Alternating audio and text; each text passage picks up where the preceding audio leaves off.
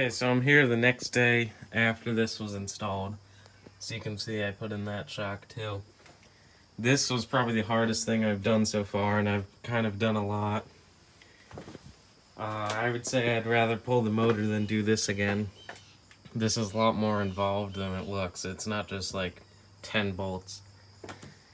So the car flexes, and so this shock tower is like this. And starting to like go in, they like come closer to each other. And so there's a bunch of different ways that you have to jack up the car to try and relieve the pressure on that to make this start to fold down more to get these to line up. Now, most people would probably just drill bigger holes, but that's not the right thing to do. And everybody on the forums say that all of these, this part especially, meets the standards, like the measurements and everything. It's your car that is moved, and so it's a huge pain.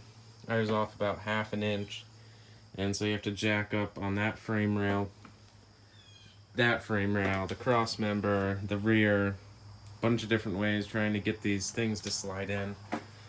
And I ended up getting it like close to lining up, and then I just threaded this bolt in like on the edge of the cowl. Like, so say this was the cowl, I just use that as like a thread, and then I quickly put the nuts on, tightened it down, and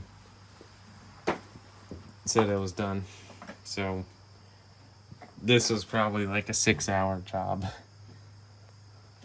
Well, but I had to buy hardware too, so. And it completely depends on what your car has been through. So I got that. I got this Ford Racing oil cap. I filled it with oil. I put the spark plugs back in. I got my oil pressure sending unit hooked up, which was, there's this weird like extension right there. So I could probably tighten down that actual sending unit more, but I had to take the alternator out because the wiring is all messed up. I hooked up a lot of the lights down there and plugged them all in. So now the last problem is filling the transmission with fluid, bolting the drive shaft onto the rear end, filling that with fluid, and then figure out this pulley gap. So if anybody could help me in the comments. So the pulleys rub and they're not lined up right, and it's flat on the water pump.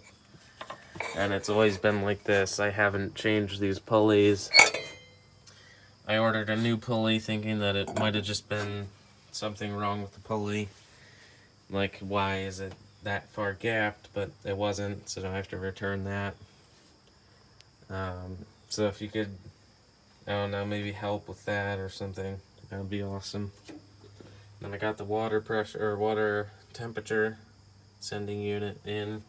I just have to find the wire.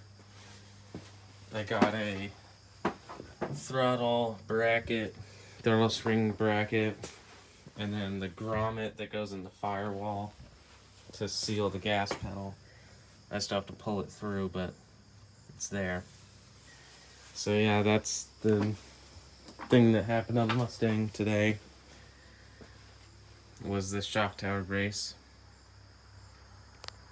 Thank you for watching. Stay tuned for more videos, and be sure to follow my Instagram at 68stang.